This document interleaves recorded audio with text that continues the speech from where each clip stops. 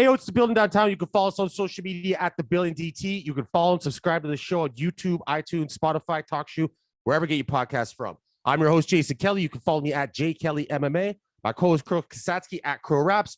My other co-host, Amy Barton at Ames Bell. Real quick before we get into today's guest, as we've been talking to the past few shows, Crow performed Saturday night at Onyx in Guelph. Him and Manatee previewed a new song. There's going to be behind the scenes shit coming and a music video, correct? Yeah, we're shooting. We're gonna mix it up with the live. We're gonna have a day of shoot. It's gonna be insane. Everybody loved it. It's Yeah, as we've been promoting that leading up to the event, so I just wanted to give everyone a heads up. Now, without further ado, as you can see the nice pandering display we have here, it might give you a hint to who today's guest is. Organik, how's it going, my man? What's up? How y'all doing, man? Good. I'm glad you got time to do this. I don't even know where the fuck to begin. Yeah, I saw you posted something today. Ghost Drops has something new coming out, a new strain or something. Yeah, always, man. We got a bunch of stuff in the pipeline. You know what I mean? Ready to drop late. Third and fourth quarter this year. And the picture you posted today, what is that? Does it have a name? Is there anything you can tell us about it? Is it indica, sativa, hybrid? What are we looking at? Unannounced right now, so you know what I mean. I pre-posted it, but you know I don't want to destroy the marketing element of the surprise. You know, when it's still 4 months out. Yeah, that's fair. So this, like cultivating. That's the cultivation game. Obviously, you pheno hunt, and then you gotta commercialize and grow it out. It's about another 16-week process before you can actually get it all out and everything. But yeah. Were you into growing before you got this deep into Ghost Drops? Like just as a hobby, for your own smoke, whatever? I wasn't growing myself, basically, obviously, through King of the Dot, I was able to travel across Canada and, it was a popular thing throughout, the last 15 years. So I met a lot of good growers when traveling, a lot of people that always just kind of wanted to connect and shit like that and just put in the dot, everything together and put the right people in the right places and just making shit work, bro. You know what I mean? Mm-hmm. And when you started Ghost Drops, you and the other people involved in it, was the plan always try to make that move to the legal market? Yeah, of course. Yeah. Really? When we started, it's about understanding, obviously, look, I sold drugs my whole life. My partner sold, other partner sold drugs.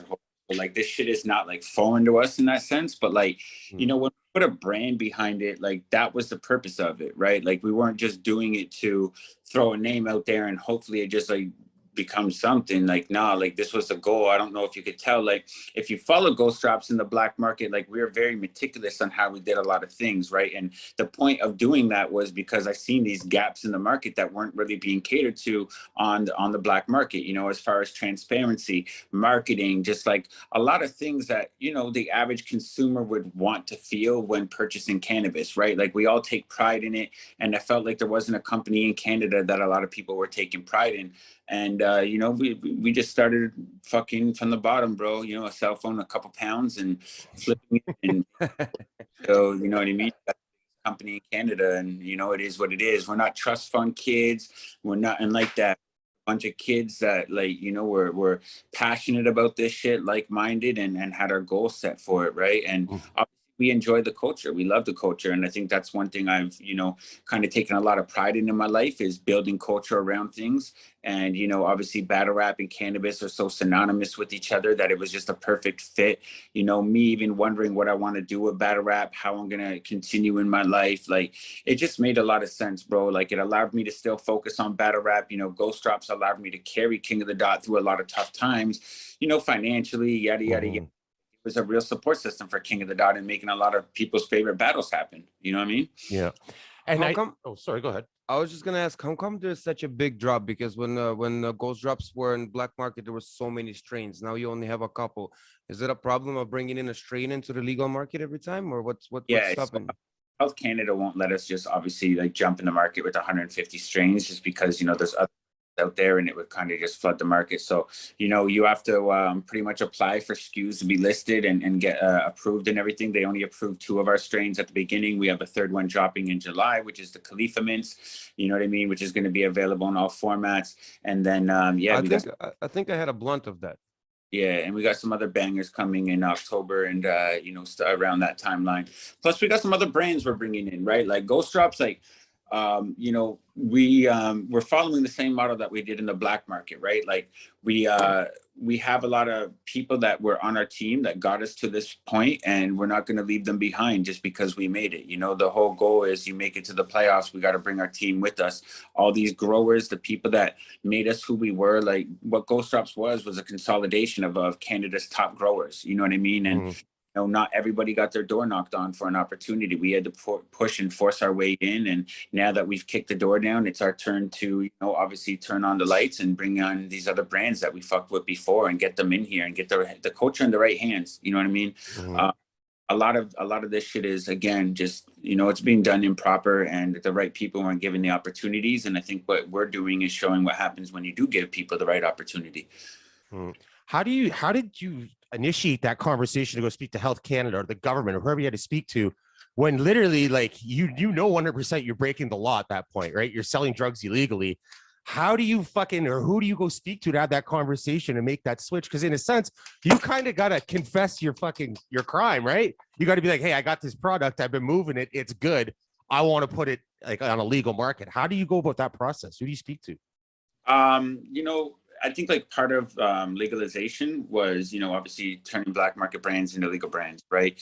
Not many people were able to do it before because most people were scared of being arrested. We were the ones that took the big risk and kept our brand going throughout the legalization process. But it was really like, look, man, I'm not gonna sugarcoat it or not. And like my partners were a lot of the process of that, right? Like our CEO, we hired our CMO, the people that came with them, they're very well versed in the legal market. You know, my CEO, Gene, he knew the solution to it, right? Like he had worked for in the legal market. He'd mapped out a business plan that was very similar to our business plan, but he knew he needed, for his business plan to really take life, like it needed culture, right? And Ghost Drops was the company with that culture. So it was really pretty much like probably a relief for Health Canada and the OCS and everyone for us to want to convert to a legal market. Like a lot of people like, yeah, cool, you know, we did bad stuff, but do you want to keep fighting against us, or do you want us to play on your team, right? And that's how they're looking at it. Like, yo, you can either have these guys that have built a huge community and got like a big following working with us and converting, like, you know, legacy consumers into legal consumers, or you can, you know, shun them, arrest them, and then you're going to turn the whole scene against you, and you're going to have a fucking a giant, you know, almost like a war of being against legal cannabis, right? Like the community kind of made us the pillar of the black market brands, you know, like we're one and all that shit. Do we lose you? Yep.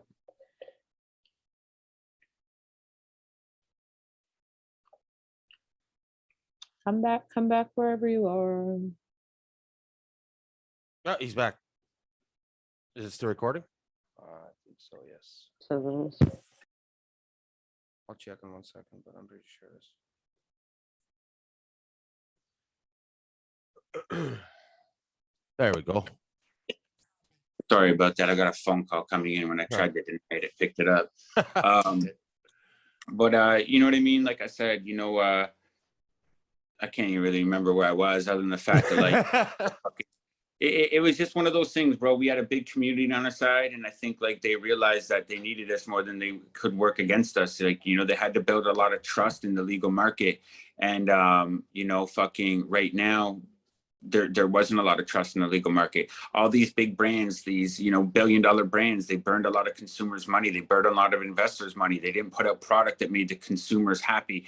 They didn't treat staff well. They didn't take the black market people and the right people and put them in the right position. So there was really just no trust in it, you know what I mean? So that's you know, where we're at right now is you know, just trying to build trust back in the market and make people understand that there should be brands that people should be proud of in Canada. You know, Canadian cannabis is something that every Canadian's taken so much fucking pride in. Like, why would we give it why would we want not to be prideful in this? You know, you see a lot of people bringing up American brands, and that's cool, but like, don't give our culture away because you're trying to make money. Right. You're sort of in a, you're not sort of, you're in a premium bud space right now, right? Do you plan to release like a Civic of Ghost Drops? No, not really. You know, you're staying on top shelf. yeah, you know, I don't want to put anything. I think that's been our MO. You know, it's what we've been known for. Even in the black market, we only carried really high end flower. I'm a quality person over, you know, quantity. And I think, like, you know, that's always been our MO. You know, a lot of the companies in the legal landscape right now are in a race to the bottom, trying to have the cheapest cannabis. And I think that's an old school mentality. All of our parents would grab like that $50 ounce and be happy with it. But these young kids are not, you know what I mean? They want weed that you can brag about. They want better weed than their friends got. And that's really the goal we want to bring forward. You want to have better weed than your friends, grab Ghost Drops, you know? Yeah. With the rollout, especially in Ontario for the legalization, I mean, from the outside looking in, it seemed like it was a fucking nightmare. The government made it very difficult for anyone to start owning stores or getting in those OCS stores. Were you guys being on the black market side already and trying to get to the legal side? Would you say that's a true statement that the Ontario government made things a lot more difficult than they needed to? 100%, right? Yeah. We didn't jump in at that time. Obviously, we just jumped in the legal market 4 months ago. Yeah. But yeah, bro, they used everybody as guinea pigs, you know, and there was no programs, there was no grant programs. They just made up laws, and if it fucking sunk your business and your finances, they were just on to the next and set different rules and hope people tried again, you know. So but you know what, man, like realistically, I know, like, I was looking at it from that viewpoint for a long time too, and then you just start realizing, like, you know, the provinces were also given a burden too. Trudeau just made weed legal, and he didn't have any agenda for it. He just threw it on the provinces and said, fucking figure it out. So every single province was the agenda. Yeah, every single province got different rules. Every single province got different agendas. And, you know, I think that's what made it very difficult, because certain provinces are a lot easier to get into. Other provinces are very difficult. And then you got provinces like Quebec, where you're still not even allowed to legally grow your own, you know? So, yeah, cool. It's legal nationwide, but it varies very differently based on what province you're in, right? Yeah. At the beginning, well, not at the beginning, I should say, but when it was black market still, obviously you'd see the Ghost Drops banner at KOTD events hanging above your head and shit, right? But it wasn't, at least I didn't notice that you were really out there saying like, hey, Ghost Drops is me. Were you making a conscious effort to separate yourself and not really let it be known? Massively, bro. I think like probably like 4 or 5 people max that knew it was me. You know what I mean? Again, you know, I had to cross the border all the time. I understand I'm a public figure. My name circulates way too much for comfort, even without doing anything illegal, you know? So you add a little fuel to that fire. People that don't like you will start fucking calling cops and doing all this shit. And people, obviously competitors, you know, that was a big thing too, because, you know, a lot of them would probably look at it like we have an unfair advantage with me having the community that I do behind me, you know? So yeah, I couldn't really let it out there, but I mean, I figured like if you paid enough attention, you would probably put the pieces together. But I made sure I was very, you know, I wiped my phone all the time. I didn't post about it publicly a lot. I didn't use my own socials to promote it very often. You know, I built it organically. Like, to be honest with you, I didn't even log in my organic Instagram account for like 7 months at one time, because I was just logging the Ghost Drops or Instagram account, you know? And that was kind of like it was, for me, it was about like, bro, it almost felt like building another King of the Dot, you know, because it was so community based. It was so community driven. You're helping out other people. You're putting other people on a platform. You're teaching people how to brand themselves and, you know, how to really market themselves. Like, I just took what I learned from battle rap and applied it in the cannabis space, because we really underestimate the skills that you can learn in battle rap and everything. And yeah, it's a very, like, you know, immature, I wouldn't say immature, but like business wise, battle rap is very immature. You know what I mean? Like the way it operates, the way the contracts work and everything. Yes. I could see that sitting this far away, man. I would assume that. Battle rap isn't like a solid business structure. It's more like Bristol board with duct tape. You know what I mean? Yeah, it's running, but if you give any of these companies a swift kick in the side, they're collapsing and falling over, because, you know, it's just it's a top heavy ecosystem in battle rap, right? Like, to throw the big events, you got to spend a lot of money, and then you're up against big competition. And, you know, if you sink and you don't do well, that's a heavy loss to encompass, right? So, so wait a minute. Can we back up for 10 seconds here? I have a very important question. Yeah. How do you stay logged into an Instagram account for 7 months when you can't keep the Instagram account for 7 months? No, we kept the Ghost account, that one in the black market, for about 2.5 years. Dude, how many times has it been taken down now, though? I've lost about 6 accounts. And how do you get them back? You haven't started new ones each time. I thought you got one of them back. No, we restart them. You know, if I didn't have to restart them, we'd probably have over 100K easily, you know, because we've had two accounts that Wow. 5K, and then you got to start off at one again, you know. And it's the bullshit that we dealt with a lot in the black market, and we'd have people reporting our accounts and take our account down, and then like some scammer would create the next Ghost Drops page, buy 10,000 followers and pretend to be us and get everyone to follow, message everyone saying, hey, this is our new account. Meanwhile, you know what I mean, they're sending fake site links out, and you know, that shit was annoying. But you know, Instagram's just a bitch in general, right? Like, I remember seeing some shit quite a while ago. I think you actually posted it. It was somebody who was trying to knock off Ghost Drops, and like the graphics were very similar. You know what I'm talking about? You may have seen even more than one of them. The name was close. Yeah, it was like Daddy Drops or some fucking shit like that. You actually, is that a common thing? Counterfeit fucking, I guess it's counterfeit weed, right?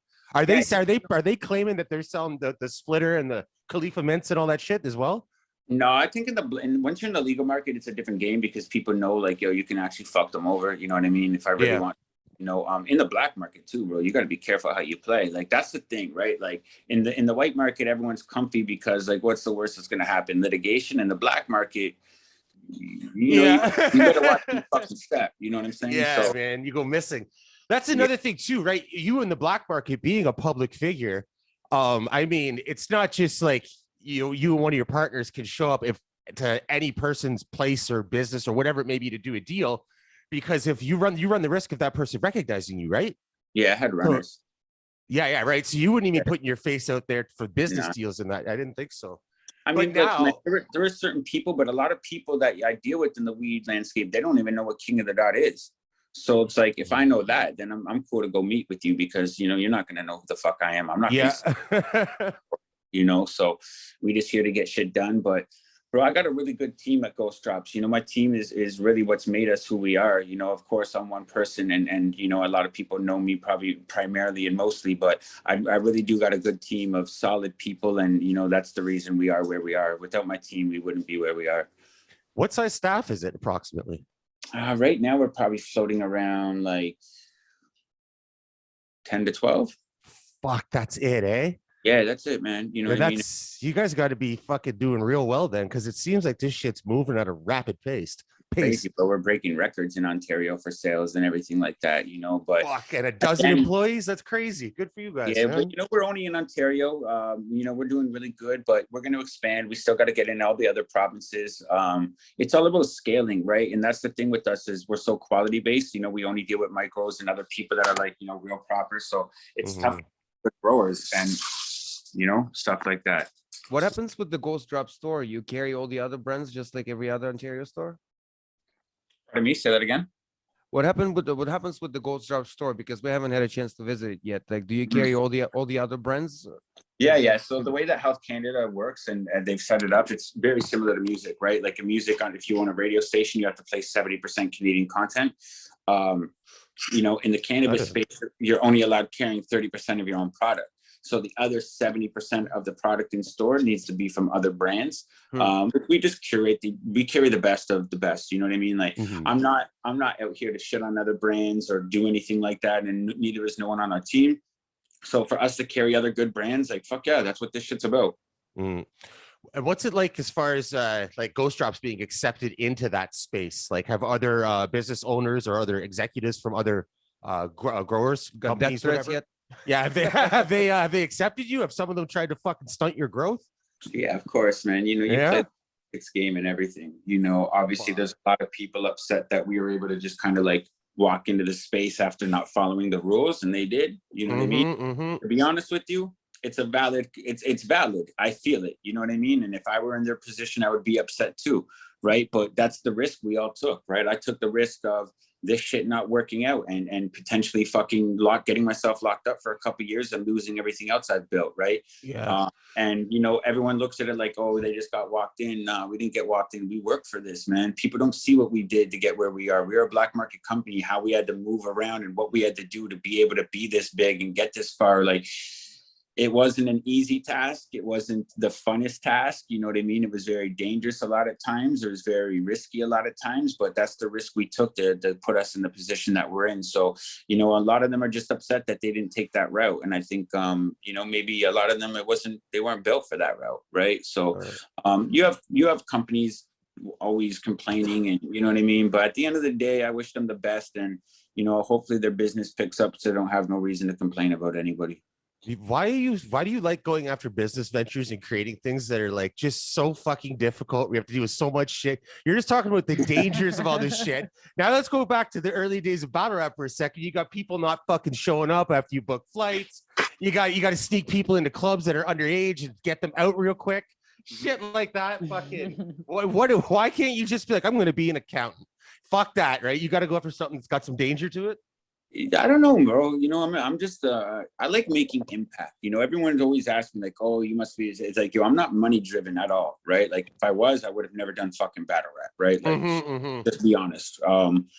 I'm impact driven. I like doing stuff that makes impact on people's lives. And I think that's what every person should wake up in the morning and try to do to this world is leave your impact, create an impact. You know, you can either wake up to make money or you can, you know, wake up to do whatever. I wake up to make impact. I enjoy that. I like seeing what we can do to help other people, change other people's lives, and, you know, see what you can do to personally affect the world. You're only one person, of course, but, you know, what one person can do is pretty crazy.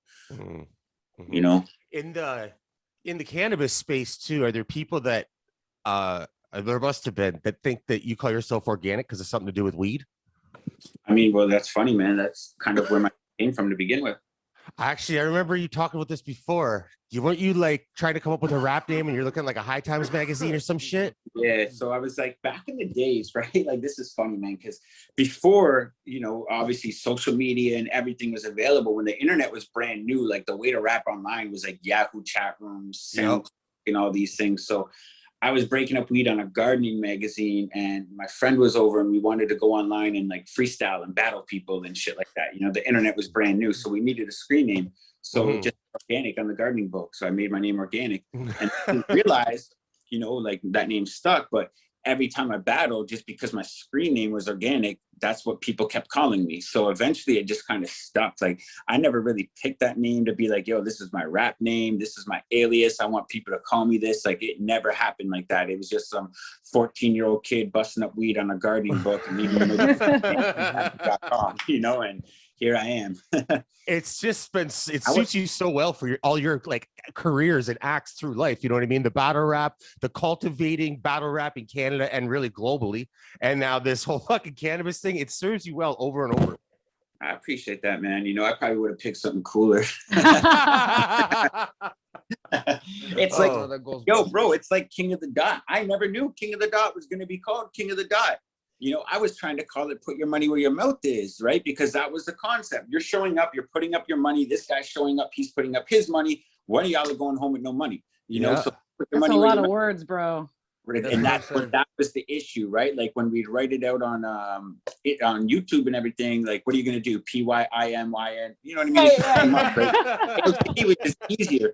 But I knew at the time, I was like, yo, this is bad, because like when I first started, like, and you know, a lot of people, y'all are kind of around my age, so you may remember this, like there was a lot of animosity between like Toronto, Ottawa, Montreal, Vancouver. So like going places and calling it the Dot, like I'm going to Vancouver to throw King of the Dot. I used to get threatened all the time. Like, yo, you better come up here and try and call your shit the Dot. And, you know, but that's part of it all, bro. Like, and I think just a lot of people were kind of confused on our direction and just thought we were just some kids from Toronto trying to take over. They didn't realize that like we actually wanted to like nurture and care for this scene and curate it and build it and shit like that. So I think everyone came around to it, but the name King of the Dot was definitely not planned well, I guess you can say.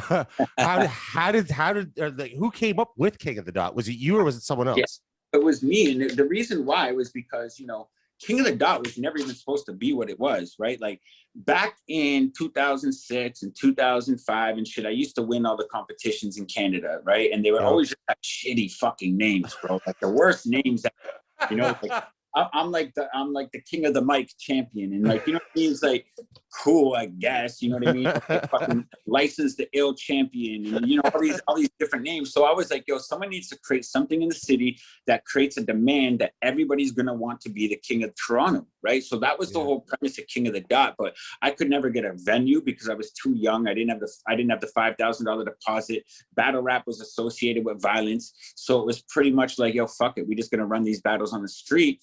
And it took off because, you know, a lot of people forget, like, this whole scene is really spawned by Jump Off, right? Like, Jump Off is the starter of the a cappella street battles that kind of like started this league shit. You know, I know Smack and Fight Club, and, you know, a lot of them were doing them as well, the Elements League out of Nova Scotia, but like the Jump Off put real structure behind it. You know what I mean? They showed us that, like, yo, all you really need is a mic and a camera, some rappers and some people behind it organizing, and we can do this, right? So when the World Rap Championships fell through and everything, that was really it, right? We had all these people like Kid Twist and all them, and, you know, these really good rappers that still wanted to do shit. We had some potential cool matchups that were brewing, like Kid Twist and Poor Rich weren't like as tight as they used to be. So it's like, fuck it, I'm gonna get them to battle each other at the first one. Let's see if they'll do it, you know, and it kind of just took off, bro. You know, it was really weird how it happened, but it was never planned to be a street battle league or nothing like that, right? And I know now, looking back, and you see all these dozens of leagues and everything, like, there was no others. You know what I mean? There was like that time, Grind Time and King of the Dot were like babies together, like real little fucking, you know, tadpoles floating in this pond. We weren't like really paying attention to what was happening in Grind Time. They weren't really paying attention to us because the World Rap Championships just ended. And that's kind of like what was the big thing at the moment. You know, people were winning 50 grand, all these rappers being flown from Australia, England, London, Los Angeles, Toronto. Like, it was very cool because we all knew each other on like forum boards, but that was the first real competition that put us all in the same room as a worldwide group and made us have like an equal playing field to get to that championship, you know? So that whole format is really what spawned this era of battle rap, you know? And I said it before, like, if you look at where Jump Off had their divisions, it's where all King of the Dot and Grind Time divisions spawned from. You know what I mean? Like, Jump Off was Toronto, Atlanta, Los Angeles, New York, London, England, Adelaide, Australia, and like at the beginning of this whole league, with exception to Orlando, shout out to Direct and them, you know, that's where pretty much every division started, right? That started the whole movement, was in these places that Jump Off started and then had to pick up and leave, and they left a bunch of hungry rappers like, yo, what do we do? What do we do? And it was like, shit, come on here, you battling this fool, you know? Do you think if it wasn't for you and your crew expanding, taking King of the Dot to more than just the GTA, going fucking nationwide with the thing, do you think it would have started developing? Because I know we got a league in Ottawa now. Quebec's got a league. I don't know, right? bro. No, I didn't talk that shit. No, people forget. Okay, cool. Everyone jumps on the ship when it's afloat. They forget how much shit I went through, bro. You know what I mean? I had all the OGs calling this shit fake, corny. They don't want to fuck with it. You guys are fake. You're writing your raps. You yada yada. They didn't understand it. You know what I mean?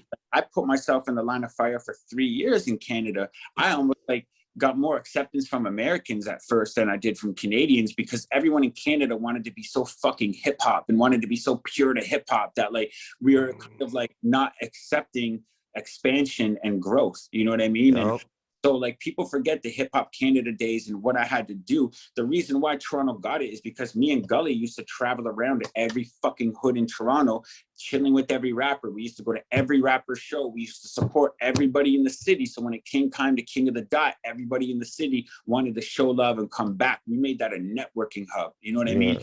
So like everybody now building this, you're building it off my work. Like, and I'm not being humble about it no more because it's just a fucking fact. You know what I mean? Like, you know, I never had it before, but like, you know, there's 5 years of me throwing battle events in Canada every single weekend, where every single one of these other league owners were coming and being a fan, and now they're a league owner, you know. But at first, y'all started off as a fan of my shit. You guys got the formula from King of the Dot.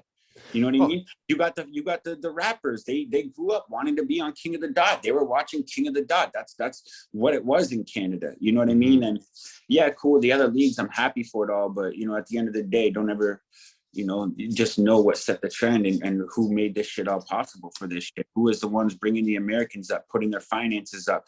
Like, bro, I worked every day in steel mills and put every single fucking dollar into building King of the Dot. You know what I mean? This shit didn't come overnight. That's for sure. That's dedication. Yeah, when I had you on that fucking MMA show that I did, you and Sharon, like fucking, I just looked at it the other day. That was October 2012, almost 10 years ago. Is it really? Yeah. And I remember you talking about the steel mill and all that shit then. I was like, that's fucking crazy. Yeah, it was 2012. Because then right after that, Sharon and I started a show that we did for 2 years. Yeah. And that ran from late 2012 till like fall 2014. But yeah, man. The funny thing is, bro, is like YouTube wasn't even prevalent back then. It was all on Bright Cove and other stuff. Like the whole YouTube trend. Yeah. Funny too, and like even World Star Hip Hop wouldn't be what it was without battle rap in the early days. Like we aligned with Q and had every the early King of the Dot videos. You'd say worldstarhiphop.com on the bottom. They would put them on World Star Hip Hop. Like we made a lot of solid things happen for the city, all the PR, just getting everyone involved. And, you know, it wasn't really until, you know, probably 2011, Drake coming out to events, 2012, the Cannabis battle that, you know, everyone else wanted to be their own battle league, right? Everyone else wanted to do this now and shit Well, like we that. want Drake to come see us. Right. Fuck. Sure. Good luck. Yo, the Cannabis battle. You just fucking posted the other day. One day I'm gonna talk about that battle. Yeah, what yeah. better day than today?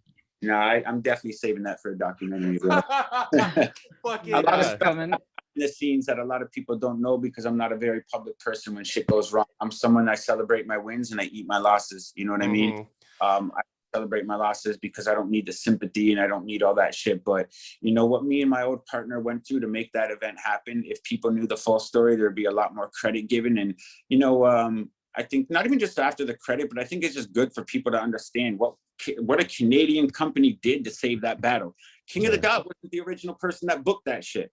We were saving other people from a bad contract and litigation, other people in this culture, you know what I mean? And we jumped in and saved it and made it happen, come to life. And, you know, probably one of the worst experiences of my fucking life that day because of how everything went, how, you know, no one in the West Coast, like I had to rehire everybody because everybody just disappeared. You know what I mean? Put it this way. I had nobody out there that I could trust enough that I flew my mom out there to run the door for that event.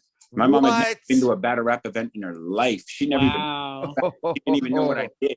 But there was, when I started the West Coast division with the people I was doing with, everyone just fucked off because, you know what I mean? Like it is what it is, right? But the real work comes all the time. You don't get the fuck off if you run the league and you're in this 24/7. And that's another thing I think a lot of people overlook. Like you look at anyone else in this culture, they've had their 3-month breaks or year-long breaks.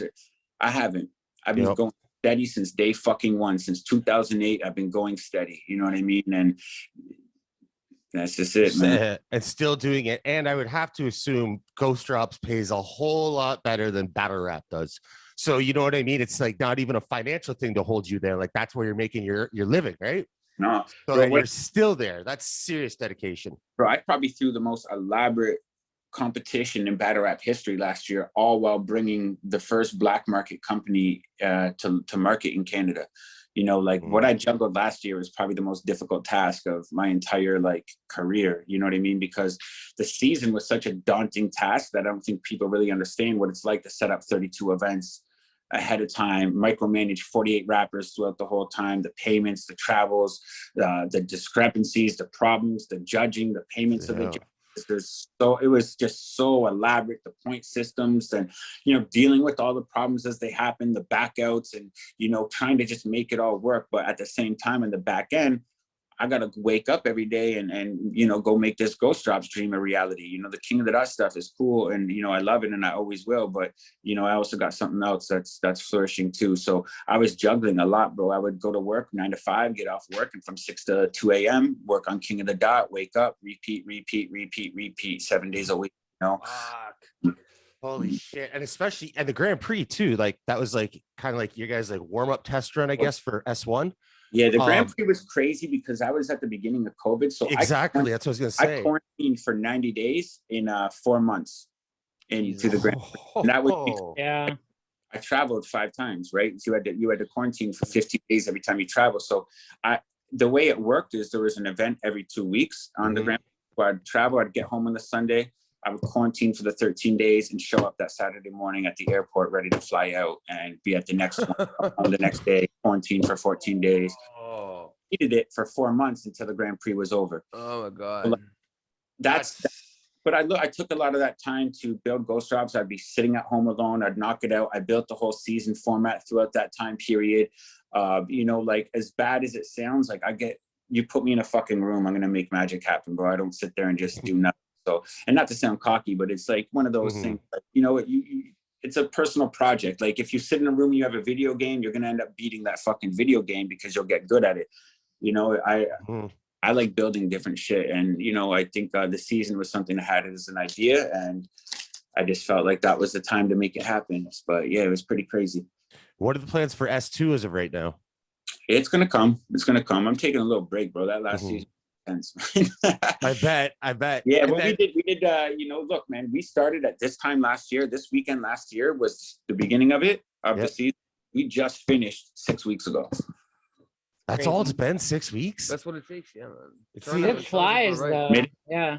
It finished mid-April. It's beginning of June right now, right? So wow, it seems like it's been so long. Nah, bro, that was an 11-month project, right? Yeah. Where like we didn't have time off. There's no like, hey, I don't feel like doing it this weekend. We had an event every single week.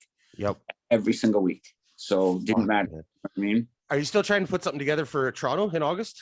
Yeah, I mean, I'm kind of just playing it by ear because obviously, bro, like this is the return. I want to make the return like immaculate. Like, you know, I want to make the biggest Toronto event of all time. And in order for me to do that, I need the vaccine mandates to kind of go with me. You know, they just announced all this shit today for vaccine mandates, except the one thing they didn't announce was inbound travel, which is unfortunate for us because, you know, not many the states just dropped it, and Canadians are pressing hard for it. So hopefully they're gonna drop soon. I mean, the thing is, bro, like they just dropped it, so you can now travel to America. You could travel within Canada without the vaccine, but you can't, if you're an American, you can't come to Canada without the vaccine. And you know, I don't give a fuck if people got it or not. I just hate it. You know what I mean? What was the feedback you got? I mean, obviously you're not going to tell us what your plan is for August, but you've been testing the waters a lot. And like, do you guys want a blackout or a massacre or what do you want? Like, what was the most overwhelming feedback you guys got? I haven't done that. I only did. The only thing I said is on August with the devil face. That's about it. And like a one-off event, will that still be done on Twitch, or will you go back to the pay-per-view format for a one-off? Go back to pay-per-view format, you know what I mean? The Twitch stuff is definitely good for competitions and everything because, you know, you get to give a lot of good people opportunities that they wouldn't get on pay-per-view cards. Something I discussed a lot in other interviews is like when you're throwing a pay-per-view card, it's business at the end of the day. You're putting up a bunch of money. I got to put people on that sell tickets, sell pay-per-views, and you don't really get to give people deserving opportunities. If I know I'm going to book this guy and he's going to sell 200 tickets and bring this many pay-per-views, but you're an up-and-comer who's been killing it, sorry, bud, let's get you on the next one. Because at the right? And that's why people who are super popular and have a lot of aura and choke are getting rebooked. Is that proper? No. And that's kind of why I wanted to go the season format, because it brings it back to talent and skill, which is what battle rap is supposed to be about. We're living in an era right now where aura is controlling battle rap. You know, no matter how good you are, it's how cool you are and how well you can convince fans that, you know, you're the man. And you know, and the thing about that format on Twitch as well too, a lot of guys built their brand even more. Like, I'm not talking to bill collectors and people like that. Obviously, they built their brand more, but they were already fucking stars or on their way to be stars. But some of the mid-tier guys are not known as much. They built their brand more, so that's going to give them a better position to get a chance on a pay-per-view card, like a one-off event or something like that, right? Yeah. Right. So if you were to walk away, I mean, I think the obvious guess would be Gully would be your successor, but if you were to walk away and have somebody take over this completely, who do you think are there people that you think would run it? Would you even necessarily look into the battle rap world for someone to run it, or is there someone that possesses skills outside of the battle rap world that you would look for? I don't think I'll ever walk away from it, bro. You know, King of the Dot is my passion hobby. It's like my first love, I guess you can say. You know, it's never been about like how much I make or anything like that. It's just a continual problem solving, project, I guess you can say. And that's what I enjoy about it. I enjoy being able to things happen for people. I enjoy the problem solving. I enjoy the learning. You know, maybe I'm ignorant by saying I'll hold on to it too long, but I think if I was ever going to step away from King of the Dot, I probably would have done it when it, you know, a couple of years ago, you know, on other ventures, but you know, it's my first love and I'm passionate about it. I love it. I still love doing it. I think battle rap is something that's, you know, the most talented people in the world. But, you know, I think right now we're just positioning ourselves. We're doing a lot behind the scenes that's strengthening our position on when we do relaunch. It's going to be very hard to stop the, you know, the force that it is. Do you think battle rap's crossing over more to be more mainstream nowadays? Yeah. With all the movements that have been happening around leagues and stuff, it seems to all these because of the COVID, you know what I mean? A lot more attention was spread on the internet and stuff. A lot of people sat at home, you know. Do you think battle rap is crossing over to mainstream to be getting big paychecks soon enough? We talked with Lush about this. We talked about, do you think $1 million battle is going to happen soon?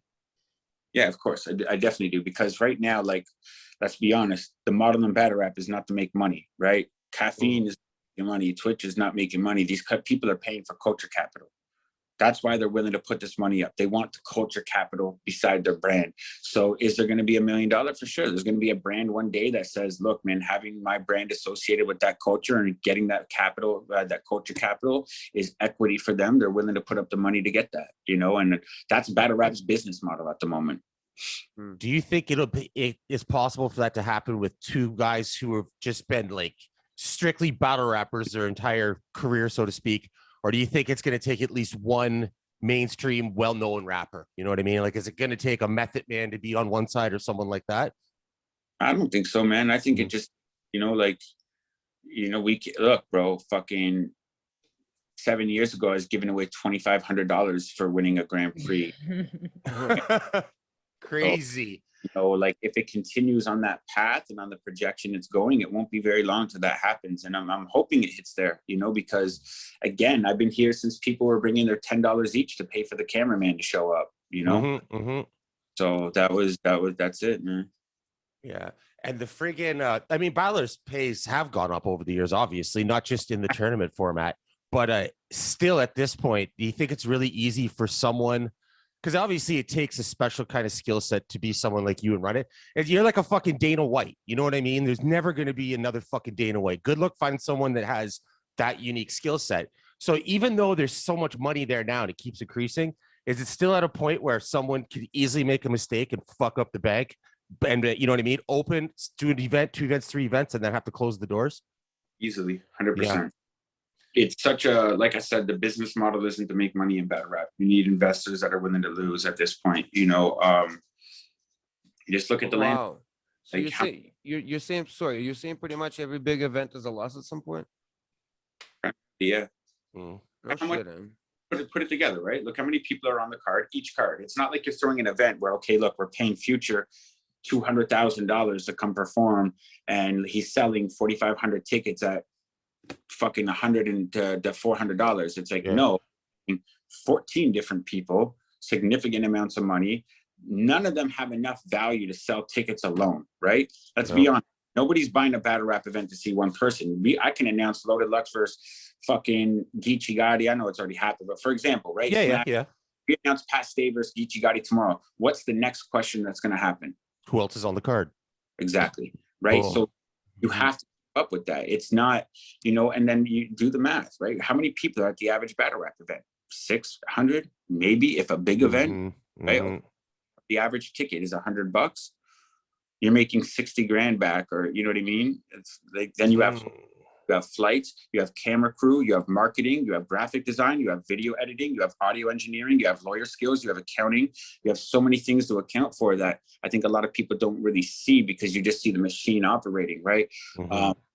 It's not a look, the proof is in the pudding. There's probably been about 4,500 battle leagues over the last 6 years and there's 3 left. You're not wrong. Oh shit. All right, Amy. Oh, sorry, go ahead, Organik. Sorry. URL, Don't Flop, and King of the Dot, who has been around since before 2010, since we are still in the single digits of the 2000s. Right? It's Don't Flop, King of the Dot, and URL, right? Everyone else that started has dissipated or doesn't have that type of, it's very difficult to do. Very, very difficult because you don't have a day off, right? Battle rappers can have a bad performance and disappear for 3 weeks and come back feeling rejuvenated. I have a bad event. I lose 150 grand. I fucking super depressed. I wake up that Monday morning. You know what the fucking first thing in my inbox is? Wednesday event. Who do I got next, boss? Who's next for me? There's no one like, yo, how did you do? Yeah. Did you make money that event? How can I help you recover? What can we do to help you get, you know what I mean? That doesn't happen in battle rap, bro. Everybody's so self. Everybody probably thinks you are making money. A lot of the times they do, you know what I mean?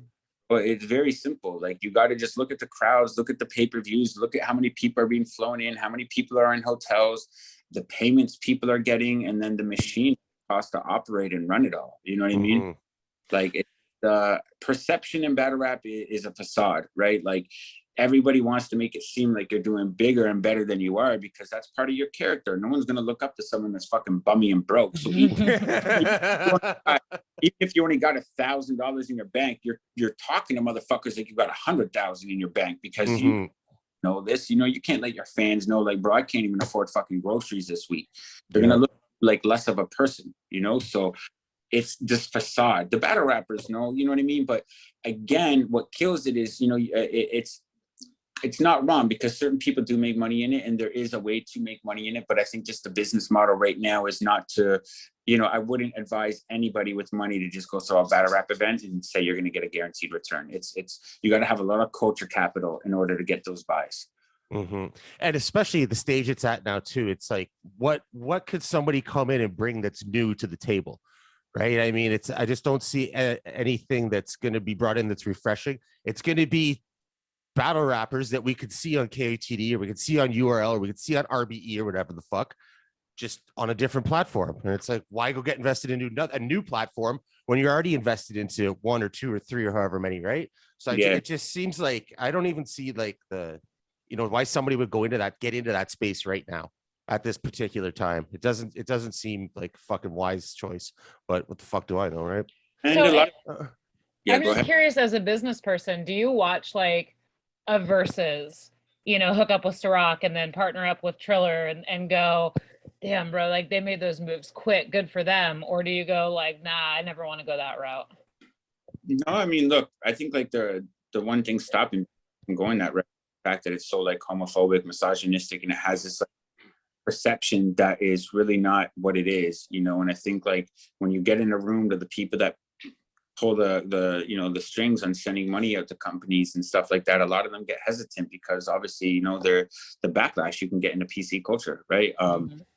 Something like Verse, everything, like it's a totally different platform because right off rip, big artists, big plat things, and they're already, it's Triller, they're doing huge things already where they're pulling in massive sponsorships for boxing events and everything. So it was really just turnkey for them to have these sponsors on deck and just say, hey, look, you want to continue on this program, here's this other event we're doing, and they're on board, right? For us, we got to establish the relationships, we got to make ourselves seem like worthy of the investment. And again, when a lot of investors look at the numbers, they're just looking at, why is this, for example, like this is, I don't even know if I should say this, but it is what it is. Like fucking, let's look at Twitch, for example, right? Twitch throws competitions for Call of Duty, $1 million, right? 20 people in them. Each one of those 20 contestants pay $10,000 to be in that fucking tournament. Holy shit, I didn't know that. They got millions of followers. In battle rap, we're paying people to compete for money, and they got like 640 followers or 2,630. Like a lot of these companies are sitting there like, yeah, there's culture capital, but like, who the fuck? What are these guys bringing to the table other than raps? You know what I mean? Let's start charging rappers.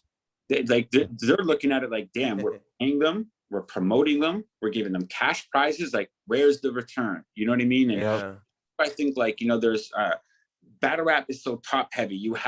It's very much like boxing, and I hate throwing these analogies in there, but like, you have 2 top heavy sports. That's, the top people make good money and everyone scraping the bottom is trying to make it seem like they do and get by. Right? But Yeah, no, I know like you said, you hate using those analogies, but they're so fucking spot on. yeah, They're just so. Rap's in a beautiful place right now. I don't want to sound so negative because I'm speaking about the business model of someone. If you were to start a league, Yeah, with a league that's already validated, yeah. it's great to have these opportunities come. For fucking 15 years, I've been waiting for opportunities to come, like we got with Twitch. You know, like we're.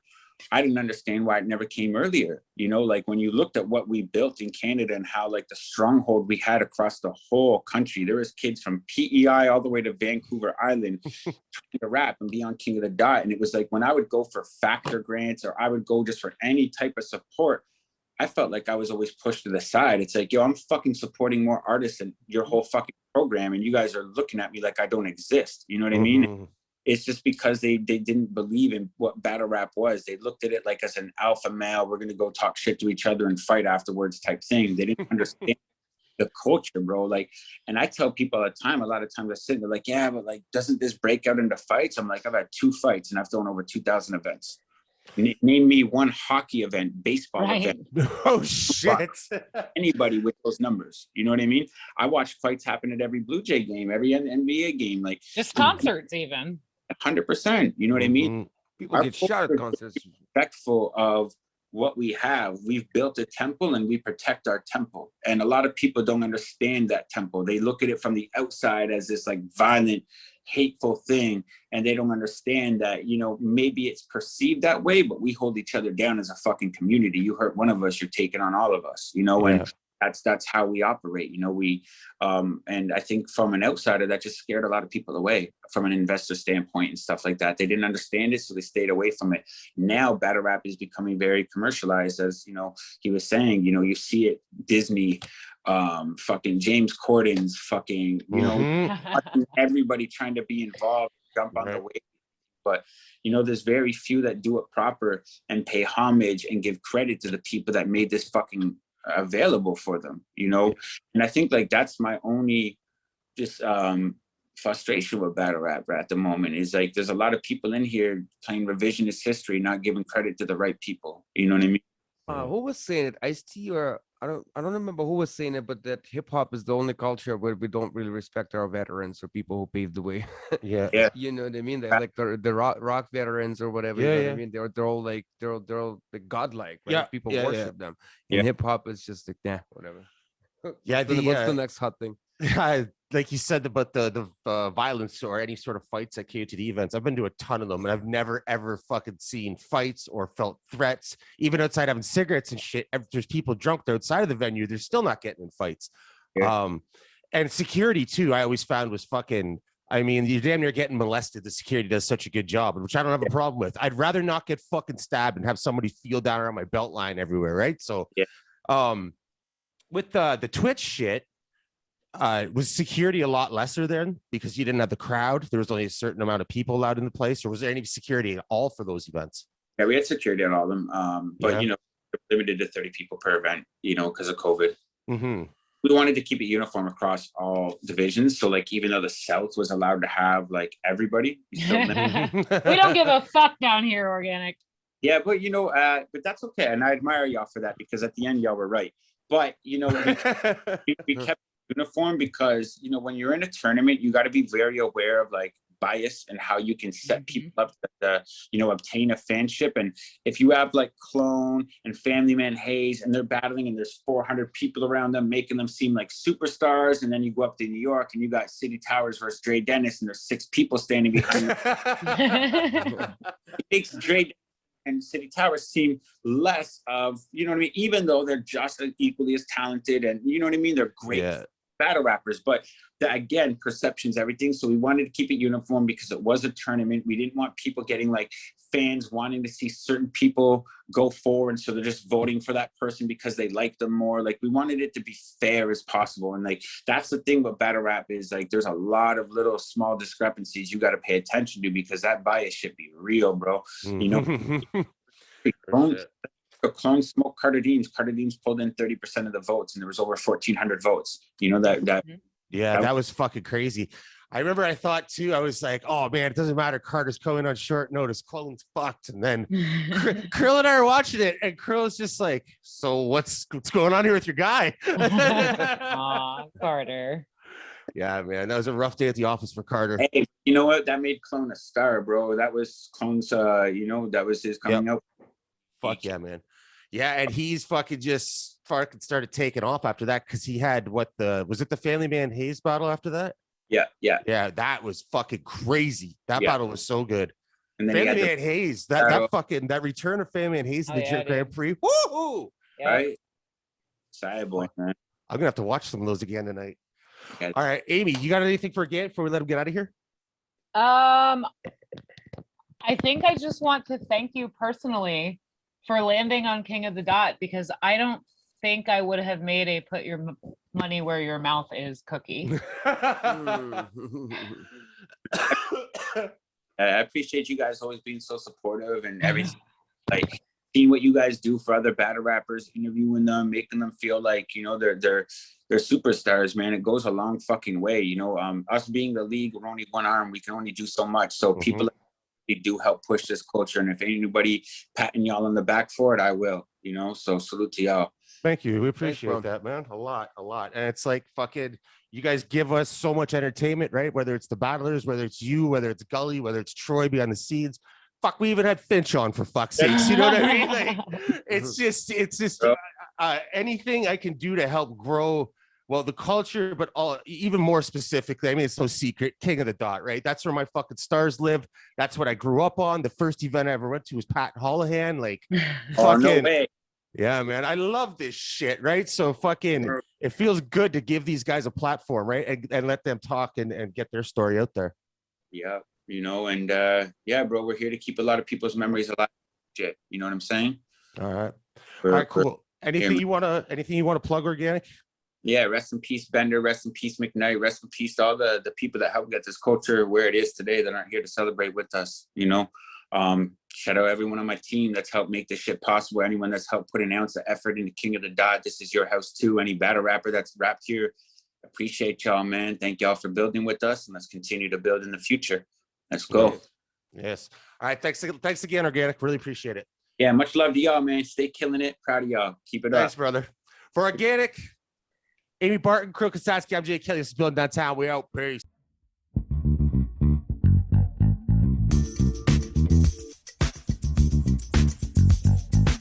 Building downtown.